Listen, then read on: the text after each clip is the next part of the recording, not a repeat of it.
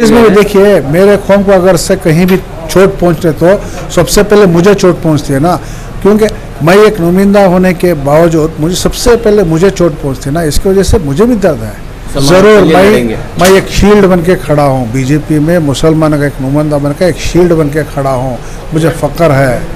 ताकि कोई भी नहीं रहा तो भी मैं अगर 440 पर 9 लोगों को एक एग्जीक्यूटिव कमेटी में मीटिंग बुलाया जाता है, उसमें सिर्फ एक ही मुसलमान मैं रहता हूँ। मैं इतना आपको बोल देता हूँ, 10 से 15% अगर मुसलमान बीजेपी के साथ चले गए ना, बीजेपी को ये मान के चलिए बीजेपी सर पे लेके घूमेगी। रियासत कर्नाटक में 4% मुस्लिम रिजर्वेशन को खत्म करने का मामला, बीजेपी हुकूमत के फैसले से बीजेपी का माइनॉरिटी मोर्चा भी नाराज। जी हां, अपनी ही हुकूमत के फैसले से बीजेपी का माइनॉरिटी मोर्चा भी नाराज है।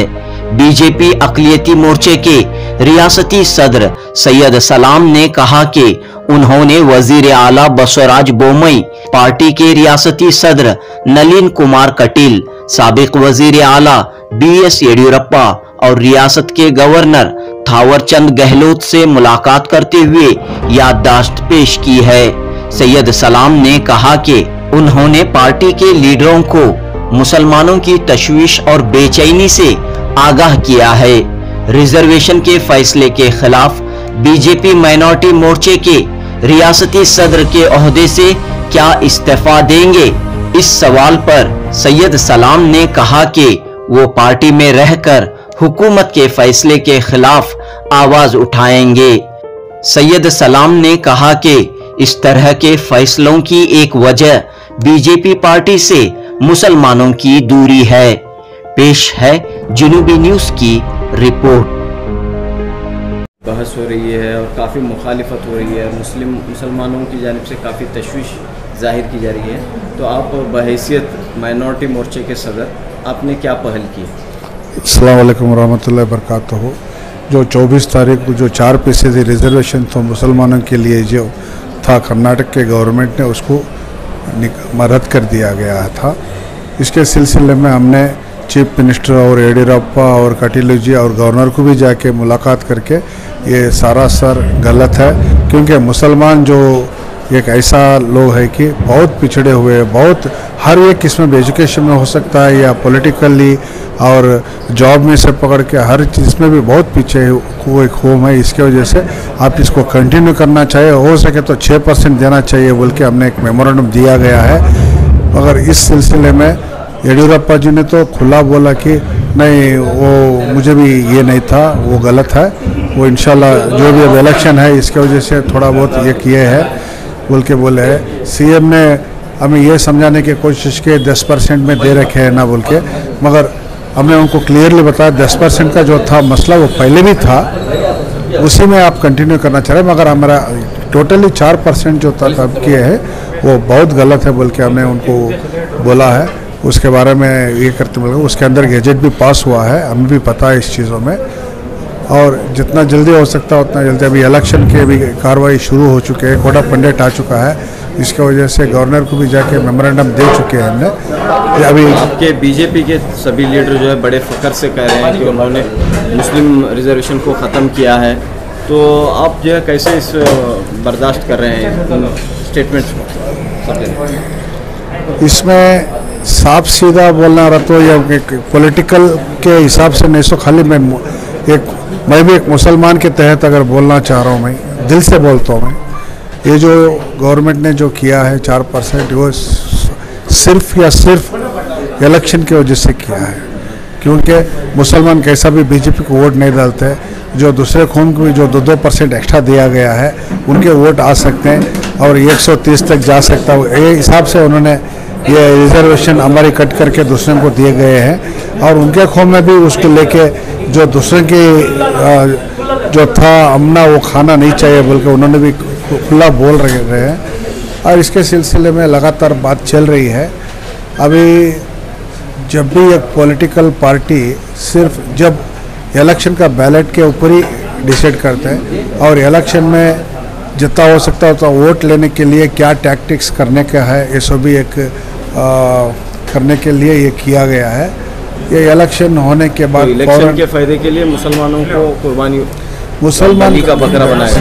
मुसलमान को बलि का बकरा नहीं, इसमें आपको भी सबको पता है जो आंध्रा गवर्नमेंट 5% जो मुसलमानों के लिए जो दिया था वो रिलीजियस के आधार के ऊपर किसी को रिजर्वेशन नहीं देना बोल के उन्होंने यहाँ के हाई कोर्ट में भी स्टे हुआ था, अभी सुप्रीम कोर्ट में स्टे है उसके सिलसिले में, और दूसरे कहीं भी ये ऐसा नहीं है बोल के बोल रहे हैं।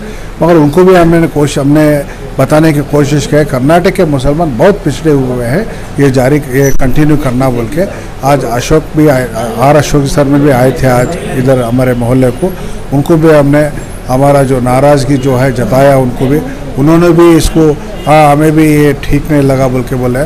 फिर किसी को भी ठीक नहीं लगा, कैसा पास हो गया कैसा हो गया बोल के हमने आज खुला थोड़ा दिल दुख के बात किया है। इसके सिलसिले में बात करेंगे बोल के बोले हैं, मगर क्या भी बात करेंगे या कुछ भी बोलेंगे अब सिर्फ तसल्ली के लिए बात हो सकती है, क्योंकि मुझे ये दर्द के साथ कहना पड़ रहा है। तसल्ली के लिए बोल सकता है, इलेक्शन तक ये किसको कोई कुछ नहीं कर सकते।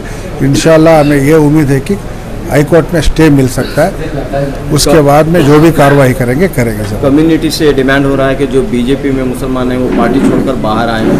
कम्युनिटी कभी भी हमारे साथ में है ही नहीं, तुमने ये क्लियरिटी से बता दो। बीजेपी के साथ अगर से तुमने ये मैं क्लैरिटी से बता दो, वो हमारे मुसलमान कम्युनिटी कितना भी चाहे बीजेपी हजकर बना के दिखाए सब कुछ, जब एक भी एमएलसी नहीं था एक एमएलसी बना के मिनिस्टर भी करके दिखाए, सामने आने को माइनॉरिटी बोल के एमपी भी बना के दिखाए, अजीम सबको सब कुछ किए, मगर कम्युनिटी बीजेपी के साथ है ही नहीं ना, इसके वजह से ये सब भी हो रहा है।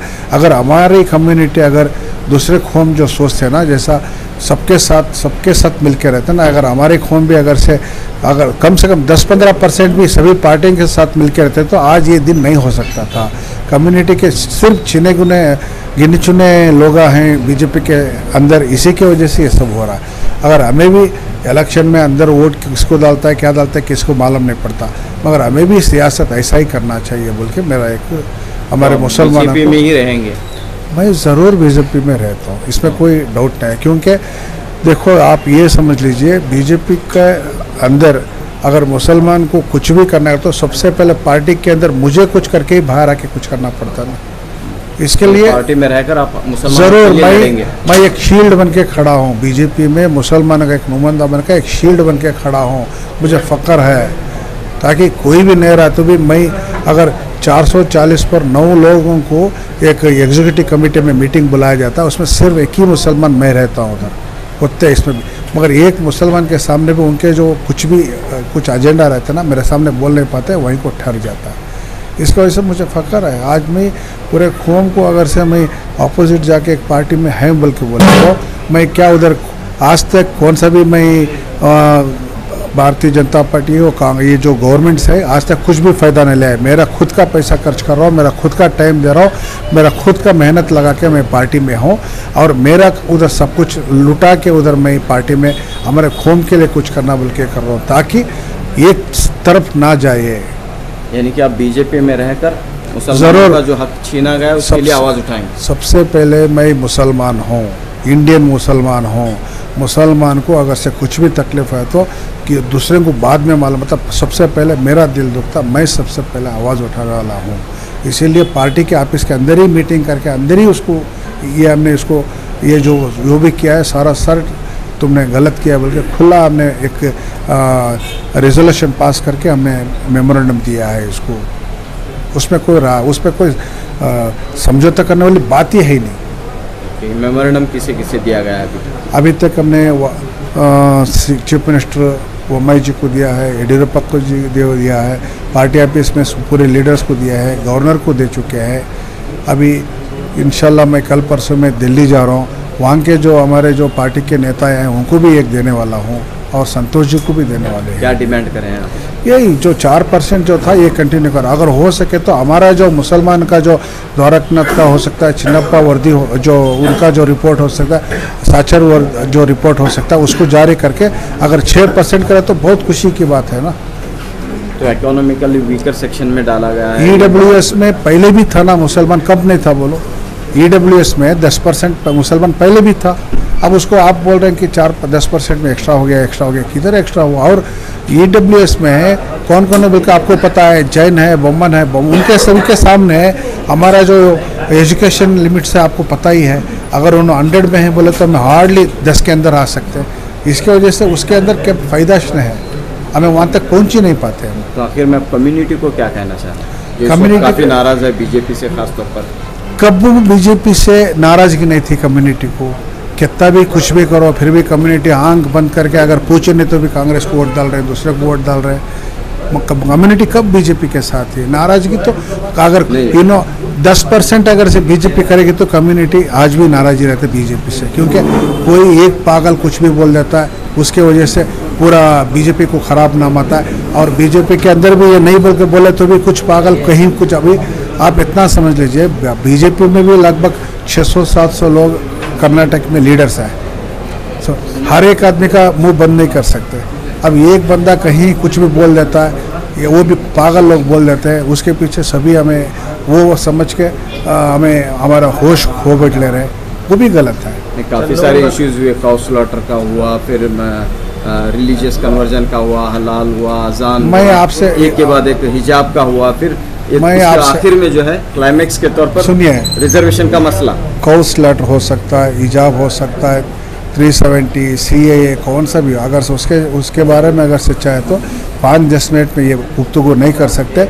चाहे तो ये कवर के लिए दूसरे पार्टी को भी बुला लीजिए, मुझे भी बुला लीजिए, ज़रूर मैं आके बैठता हूँ, वहाँ डिस्कस हो जाए। आप ही के चैनल के थ्रू बिठा दीजिए, मैं डिस्कस करने के लिए तैयार हूँ। इसके बारे में कोई छुपने वाली बात ही नहीं है, क्योंकि जो हाउस लेटर है आपको सभी कुछ है। हाउस लेटर के दिन कहीं भी ये नहीं कहा है कि काटनाश नहीं बोल के, जो इस्तेमाल नहीं कर सकते, काम को नहीं आ सकते, ये कर सकते बोल के है। समझ, इसके लिए इतना जल्द तक ये इस तरह के हर एक चीज़ में देखिए, मेरे कौम को अगर से कहीं भी चोट पहुंचने तो सबसे पहले मुझे चोट पहुंचती है ना, क्योंकि मैं एक नुमाइंदा होने के बावजूद मुझे सबसे पहले मुझे चोट पहुंचती है ना, इसकी वजह से मुझे भी दर्द है।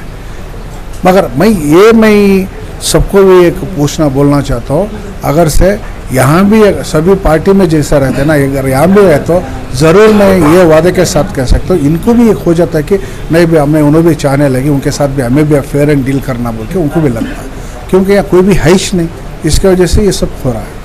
तो आप कह रहे हैं कि इसके बावजूद भी जो है बीजेपी से मुसलमान जुड़े, बीजेपी में शामिल हों, ये आपकी अपील है? पहले से ये बोल रहा हूँ, अगर से मैं इतना आपको बोल देता हूँ, 10 से 15% अगर मुसलमान बीजेपी के साथ चले गए ना, बीजेपी को ये मान के चलिए बीजेपी सर पे लेके घूमेगी।